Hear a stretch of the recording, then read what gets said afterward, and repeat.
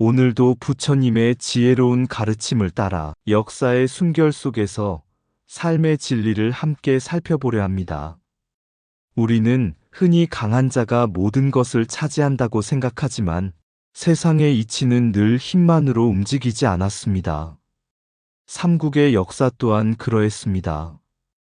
거대한 고구려도 찬란한 백제도 끝내 살아남기 위해 끊임없이 길을 찾고 인연을 맺으며 흔들리는 세상 속을 걸어가야 했습니다. 불교에서는 세상의 모든 존재가 홀로 서 있는 것이 아니라 서로 기대어 존재한다고 말합니다. 이를 연기의 이치라 하지요.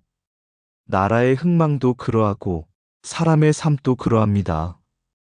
강한 힘 하나만으로 세상을 지배할 수 없으며 지혜와 조화, 그리고 때를 살피는 마음이 있어야 비로소 오래 살아남을 수 있습니다.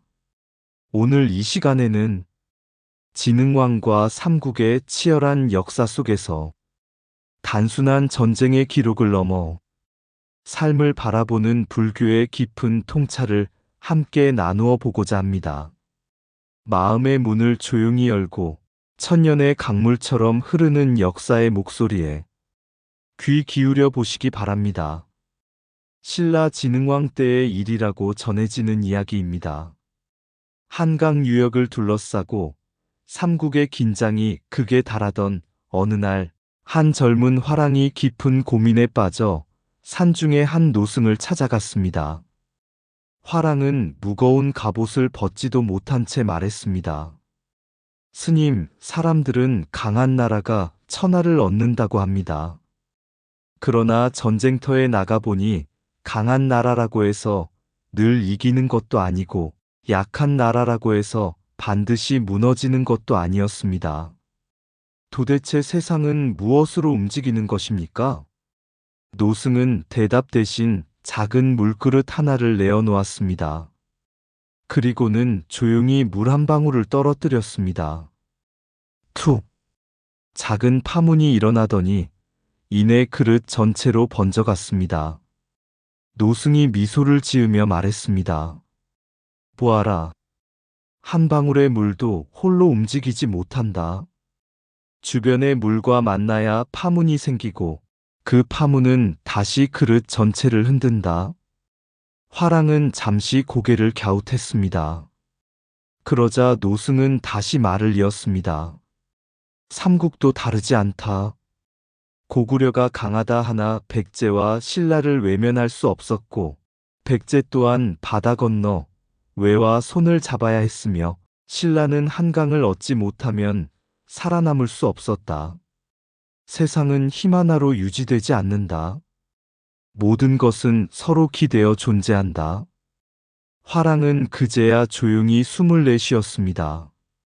그렇다면 진정 강한 나라는 칼이 센 나라가 아니라 인연의 흐름을 읽는 나라라는 말씀이십니까?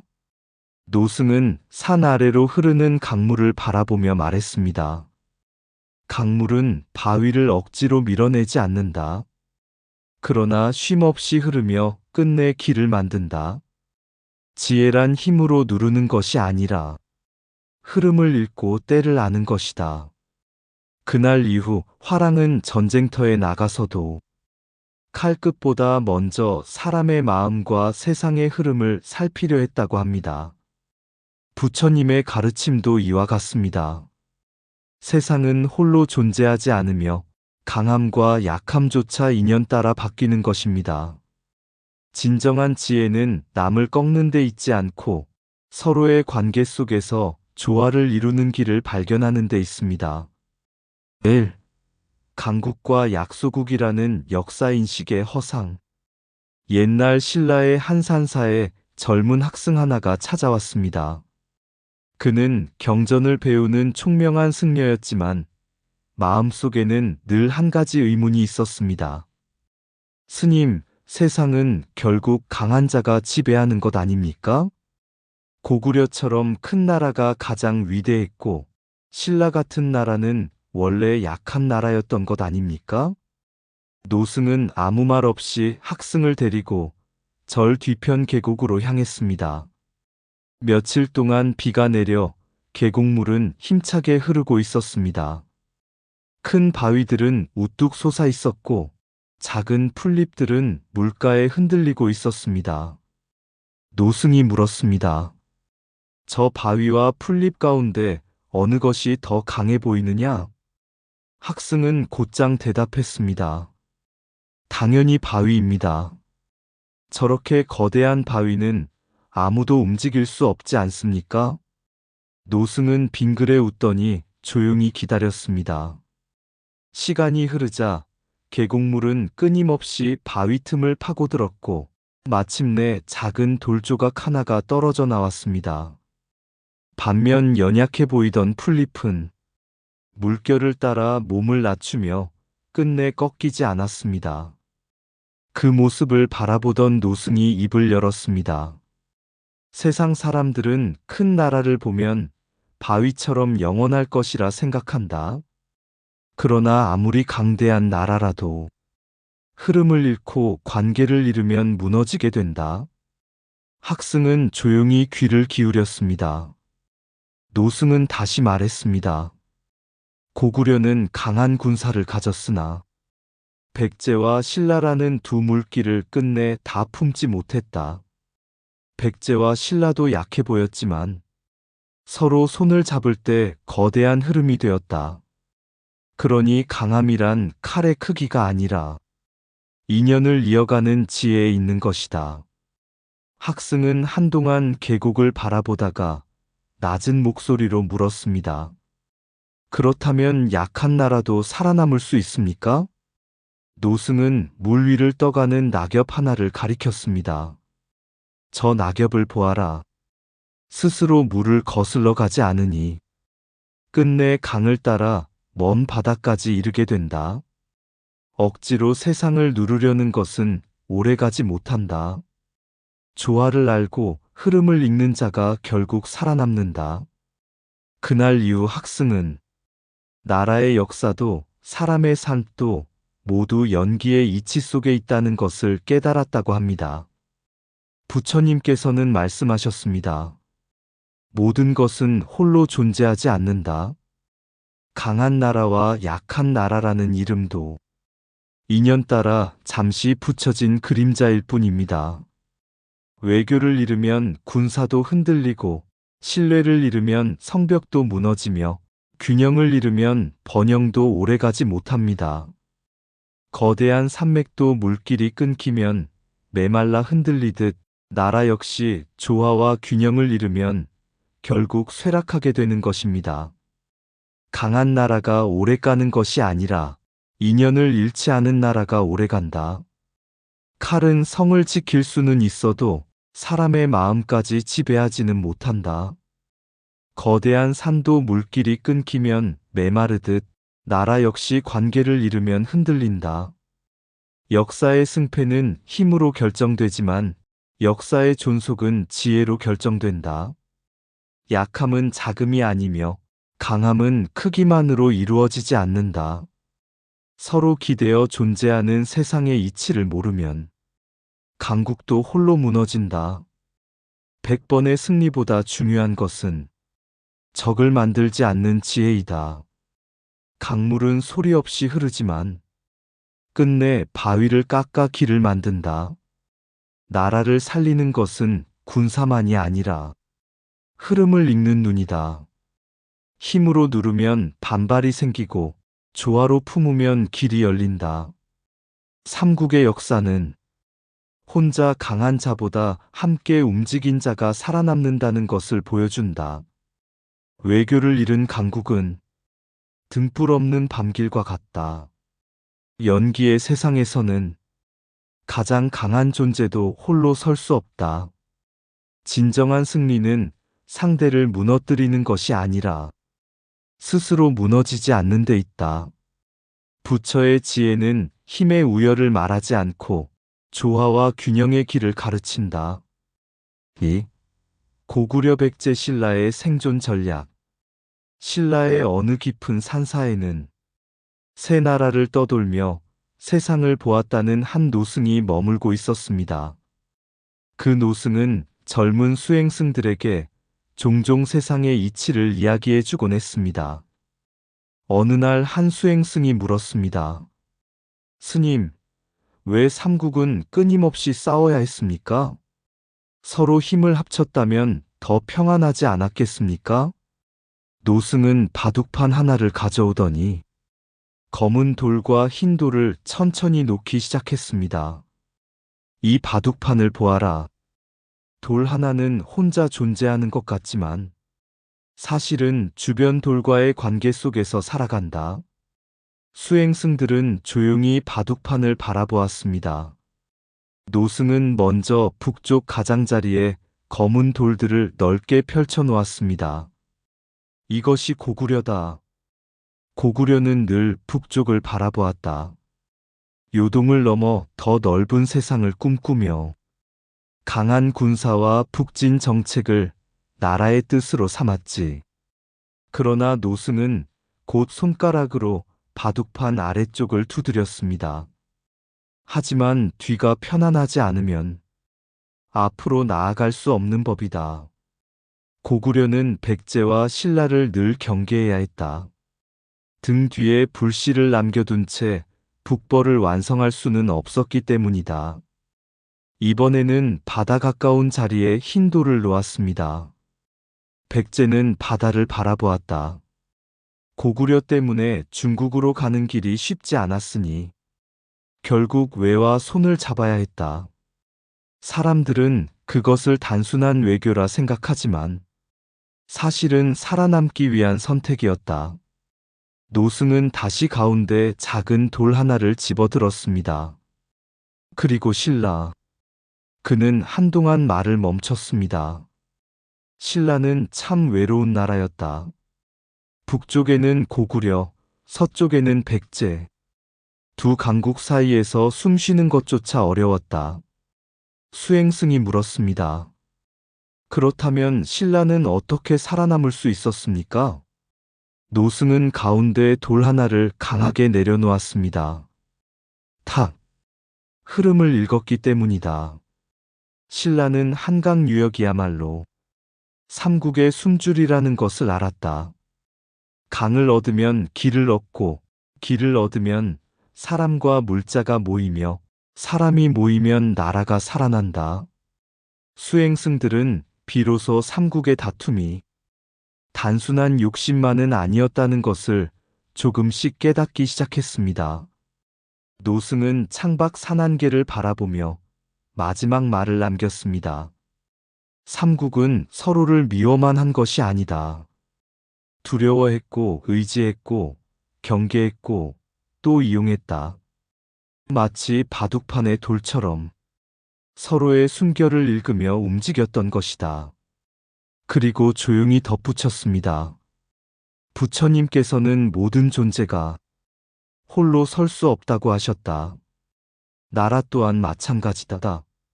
강한 나라도 관계를 잃으면 무너지고 작은 나라도 흐름을 읽으면 살아남는다.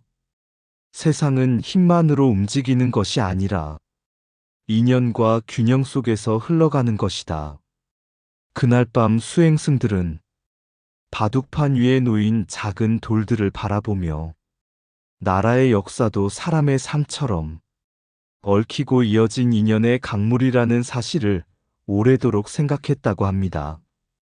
나라의 운명은 칼끝에서 시작되지만 관계의 흐름 속에서 완성된다. 혼자 강한 나라는 오래가지 못하고 인연을 이해한 나라가 끝내 살아남는다.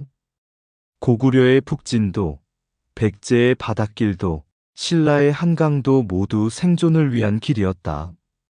세상은 바둑판과 같아. 한 수의 욕심이 전체를 흔든다. 적이라 부르는 존재조차 나를 움직이게 하는 인연이 된다. 나라가 살아남는 길은 힘을 키우는 데만 있지 않고 흐름을 읽는 데 있다. 막힌 길은 또 다른 길을 만든다. 백제가 바다를 건넌 것도 그러하였다. 외로운 나라는 약한 나라가 아니라 지혜를 더욱 깊이 배워야 하는 나라다. 삼국은 서로를 무너뜨리려 했지만 동시에 서로 때문에 존재할 수 있었다. 연기의 세상에서는 원수조차 내 삶의 조건이 된다. 한강을 얻은 신라는 강을 차지한 것이 아니라 흐름을 차지한 것이다.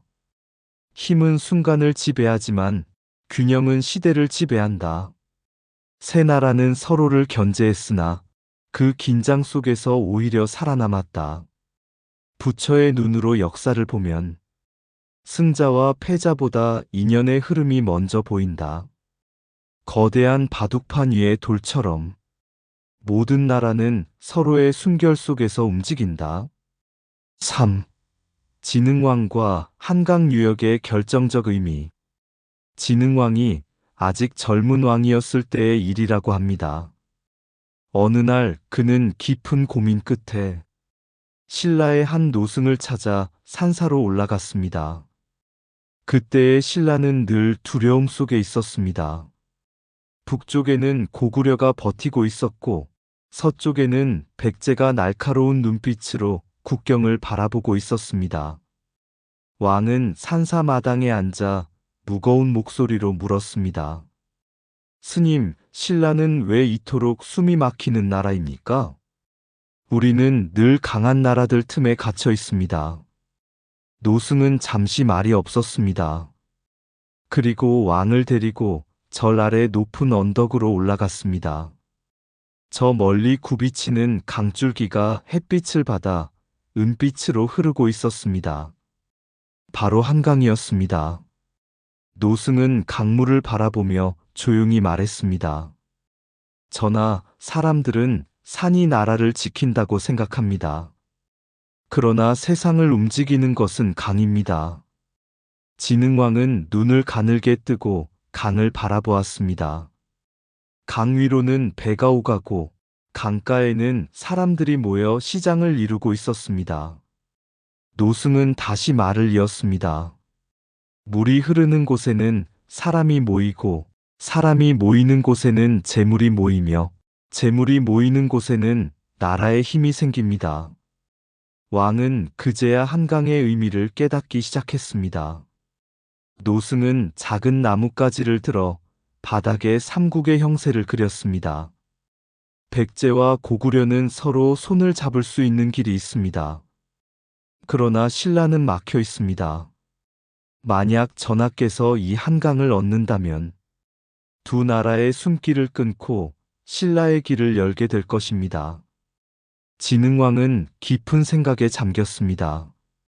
그동안 그는 전쟁을 단지 땅을 넓히는 일이라 생각했습니다. 그러나 노승의 말은 달랐습니다. 한강은 단순한 땅이 아니라 사람과 물자와 외교와 군사가 흐르는 생명의 길이었던 것입니다. 노승은 마지막으로 이렇게 말했습니다. 부처님께서는 흐르는 물을 자주 비유로 드셨습니다. 물은 다투지 않으나 모든 생명을 살리고 낮은 곳으로 흐르면서도 끝내 바다에 이릅니다. 전하께서 진정 나라를 살리고자 하신다면 칼의 힘만 보지 마시고 흐름을 보십시오. 그날 이후 진흥왕은 결심했다고 합니다. 한강을 얻는 것은 단지 영토를 넓히는 일이 아니라 신라의 운명을 바꾸는 일이라는 것을 깨달았던 것입니다. 세월이 흘러 신라는 마침내 한강 유역을 차지하게 되었고 백제와 고구려는 서로 쉽게 왕래하지 못하게 되었습니다. 그리고 신라는 더 이상 변방의 약소국이 아니라 삼국의 중심으로 떠오르게 되었습니다. 불교에서는 모든 것이 흐른다고 말합니다. 강물도 흐르고 세월도 흐르고 나라의 운명도 흐릅니다. 그 흐름을 읽지 못하면 강대한 나라도 쇠락하고 그 흐름을 깨달으면 작은 나라도 큰 길을 열 수 있습니다. 한강은 단순한 강이 아니었습니다. 그 강은 삼국의 숨결을 이어주던 길이었고 나라의 흥망을 실어 나르던 역사의 거대한 동맥이었습니다. 강을 얻은 자가 땅을 얻는 것이 아니라 세상의 흐름을 얻는 것이다. 한강은 물길이었지만 삼국의 운명을 움직이는 생명의 맥이었다. 지혜로운 왕은 성벽보다 사람과 물자가 흐르는 길을 먼저 본다. 나라를 강하게 만드는 것은 넓은 영토보다 흐름을 읽는 눈이다. 진흥왕은 강을 차지한 것이 아니라 신라의 미래를 붙잡은 것이다. 강물은 낮은 곳으로 흐르지만 끝내 모든 길을 바다로 이끈다. 세상의 중심은 높은 산이 아니라 생명이 흐르는 강가에 세워진다. 칼은 순간의 승리를 만들고 길은 시대의 승리를 만든다. 한강을 잃은 나라는 길을 잃고 한강을 얻은 나라는 순결을 얻는다. 부처의 지혜는 억지로 밀어붙이는 힘보다 조용히 흐르는 물의 길을 닮아 있다. 흐름을 읽지 못한 강국은 쇠락하고 흐름을 깨달은 작은 나라는 번영한다. 강물은 국경을 모르듯 역사의 흐름도 멈추지 않는다. 진정한 전략은 적을 무너뜨리는 데 있지 않고 세상의 길목을 이해하는 데 있다. 모든 존재는 서로 이어져 있기에 강 하나가 삼국의 운명을 흔들 수 있었다. 한강은 단순한 물줄기가 아니라 천년 역사를 실어 날은 살아있는 법문이었다. 삼국이 서로 칼을 겨누며 다투던 시대에도 강물은 말없이 흘렀습니다. 고구려의 기마병이 들판을 달릴 때에도, 백제의 배가 바다를 건널 때에도, 신라의 군사들이 한강을 향해 진군할 때에도 강물은 어느 한 나라의 편도 들지 않았습니다. 그저 묵묵히 흐르며 사람을 살리고 길을 만들고 역사를 품어주었을 뿐입니다. 어느 날 한 노승이 제자에게 물었습니다. 세상에서 가장 강한 것이 무엇인 줄 아느냐? 제자는 잠시 생각하다가 말했습니다. 큰 군사력입니까? 노승은 고개를 저었습니다. 아니다. 그럼 권력입니까? 노승은 다시 미소를 지었습니다. 그 또한 오래가지 못한다. 제자가 끝내 답을 찾지 못하자 노승은 조용히 흐르는 강물을 가리켰습니다. 세상에서 가장 강한 것은 흐름을 거스르지 않는 지혜다. 제자는 의아한 눈빛으로 강을 바라보았습니다. 강물은 바위를 만나면 부딪혀 깨지지 않았습니다. 조용히 돌아가고 때로는 기다리며 끝내는 바위조차 품으며 자기 길을 만들어 갔습니다.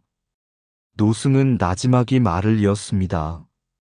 고구려도 백제도 신라도 영원한 강자는 아니었다. 힘만 믿으면 무너졌고 흐름을 읽으면 살아남았다. 사람의 삶도 이와 다르지 않다. 우리는 살아가며 누군가를 이겨야만 행복할 것처럼 생각할 때가 있습니다. 더 높아져야 하고, 더 강해져야 하고, 더 많이 가져야 안심이 된다고 믿습니다. 그러나 부처님께서는 강함보다 조화를, 지배보다 공존을, 집착보다 흐름을 가르쳐 주셨습니다. 삼국의 역사도 결국 그것을 보여줍니다. 칼과 성벽은 세월 속에 사라졌지만 사람과 사람을 이어주던 강물은 천년이 지난 지금도 여전히 흐르고 있습니다. 그러므로 우리 또한 삶이라는 거대한 강 앞에서 억지로 세상을 거슬러 싸우기보다 인연의 흐름을 이해하고 조화의 길을 배우며 부드러운 물처럼 살아가야 하지 않겠습니까? 그 물길 끝에서 우리는 비로소 평안이라는 바다를 만나게 될 것입니다. 흐르는 강물처럼 고구려의 말발굽 소리, 북녘 벌판을 흔들고 백제의 돛담배 하나, 노을 따라 바다를 건너가던 날, 신라는 깊은 산그늘 아래 작은 순결로 긴 밤을 견디고 있었다. 그러나 천년의 강물은 알고 있었네. 강한 성벽도 끝내 바람 속에 허물어지고 빛나던 칼끝도 세월 앞에서는 녹슬어 간다는 것을 한강은 말이 없었으나 수많은 나라의 꿈을 실어 날랐고 누군가는 강을 얻어 흥했고 누군가는 길을 잃어 사라졌네. 부처님 말씀처럼 세상은 홀로 존재하지 않아. 산은 강을 떠날 수 없고 강은 바다를 잊을 수 없듯 나라 또한 인연 속에서 피어나고 인연 따라 쓰러져 가는 것. 그러니 사람아, 억센 바위가 되려 하지 말고 조용히 흐르는 물이 되어라. 물은 다투지 않으나 모든 생명을 품고 낮은 곳으로 흘러가면서도 끝내 넓은 바다에 이르느니 오늘도 세월의 강물은 흐른다. 삼국의 깃발도 왕들의 이름도 흐르는 물결 위로 사라졌지만 연기의 진리는 아직도 우리 마음속을 흐르고 있네. 이상 맑고 향기로운 지혜의 샘이었습니다. 오늘도 좋은 날 되세요. 구독과 좋아요는 맑고 향기로운 지혜의 샘에게 큰 힘이 됩니다.